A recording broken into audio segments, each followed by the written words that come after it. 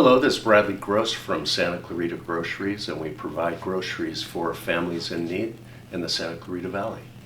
And I'm Mike Garcia, Republican candidate running for the 25th Congressional District, which is Simi Valley, Santa Clarita Valley, and also Antelope Valley, and the cities in between, including Acton, Agua Dulce, and Porter Ranch. We distribute groceries 3 days a week, Monday evening, Wednesday evening, Saturday morning. To take a precautionary measure, on Wednesday we had all of our volunteers wear gloves during the distribution. So much has changed since just Wednesday that we're now moving to not actually having people come in to shop. We're going to move to a show up and we will bring you groceries. So we're just getting out in front of that. To ensure that we could still take care of the needs. Our guests will be able to come sign up, and we will have an attendant come and take their order, basically in and out style. And we will have a menu of items that we provide for them. And then we will have runners go in and shop for them and bring them out. We were instructed, LA County is saying no plastic bags, so we have secured paper bags. And then we'll have runners that will go deliver their groceries to their car. So it'll be a one-on-one scenario. And that's, I think, a maximum or minimizing the risk the best of our ability. Some practical guidelines is just being wise, keeping your hands washed. For us, in distribution, we're all going to wear gloves. Wash hands before that, wear gloves. Wash hands after that, and just to minimize any physical contact. I think Mike has a big base of volunteers that I think could be extremely valuable. If we have to go to this system for 2 months, say it's going to double the requirement of volunteers needed to serve our community. Our biggest concern is when the schools close down, if they do close down. It's looking like they're today LAUSD shut down.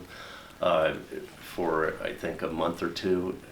What we're trying to prepare to get out in front of that, because if that does go into action, there is a lot of students and student families that are going to need groceries, and we really want to be prepared and mobilized to address that immediately. So we're going to kick off this pilot program this Saturday and see how well it does. Mike, do you have any thoughts on that? Yeah, no, that's exactly right, Bradley. I mean, we're vulnerable right now because of the virus, but that doesn't mean that we need to shut down as a community. And one of the most remarkable things about Santa Clarita is how we bond during tough times, and we come together as a community and find solutions. For my campaign specifically, one of my obligations is to make sure that people are informed with the facts and data, and that we're doing the right things, we're taking the necessary precautions. But that this is not Armageddon, and we don't need to treat this as if the world is coming to an end. We need to figure out how to mitigate it, get through this what I call a vulnerability window, where we have to make sure that we're taking care of each other, and this will pass. We will get better. I'd love to use my base of volunteers to help organizations like Bradley, and we will be doing that. One of the pillars of my campaign is a focus on charities and churches and local organizations to help out our community and to help out our brothers and sisters here in the local area, and not to be necessarily dependent on the federal government or the state government for those solutions. Those federal government and state solutions usually take a while to implement. They're usually not as effective, and they're certainly not as efficient as organizations like Bradley's. So I'm looking forward to offering up the full support to the local charities, and our volunteers are fantastic. We've got about 400 volunteers throughout the district that have done great work for the campaign, and they're eager to help out during this time of need as well. So we have a tremendous grassroots campaign.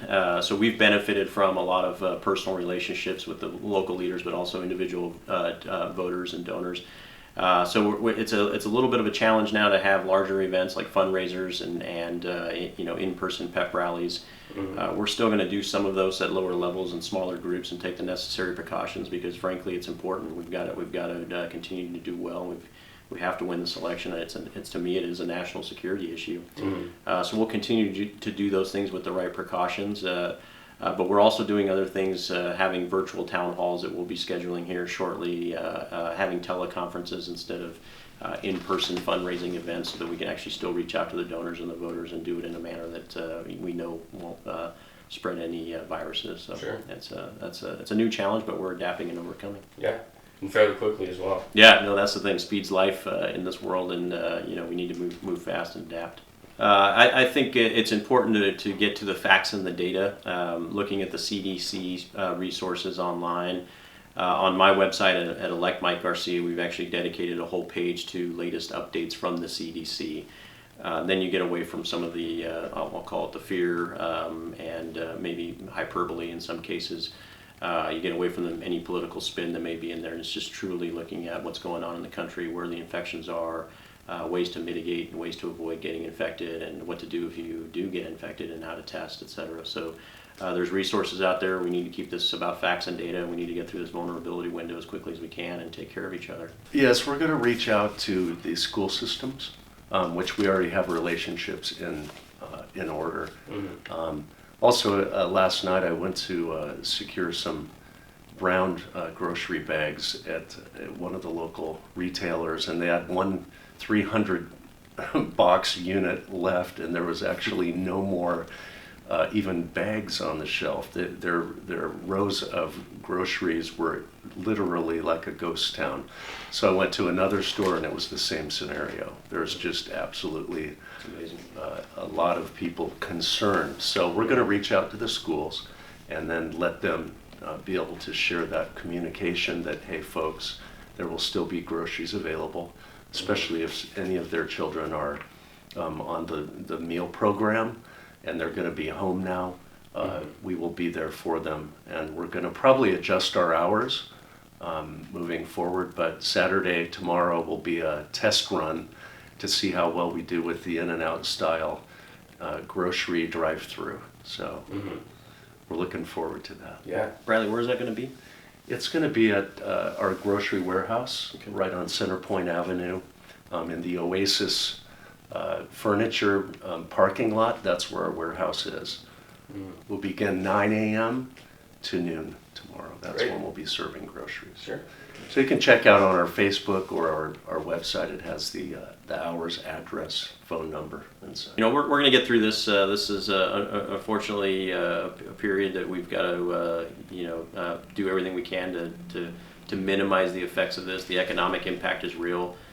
Princess Cruises is being affected by this dramatically. So there's a lot of folks here whose jobs are being threatened, and I trust that the Princess will do the right thing and make sure folks are doing other things and staying on the payroll, and hopefully this short-term pain is minimal and we get through it. And Carl Goldman obviously still in quarantine, so thoughts and prayers go out to him, and he will be okay. He'll come home, and hopefully in a couple of weeks we can look back on this. And to me, we've got to be grateful for what we have, and can't ever take things for granted. A couple of weeks ago, we would have never seen this type of scenario. In a couple of weeks when we get through this, we need to be extremely grateful for how good we have it in Santa Clarita. Mm-hmm.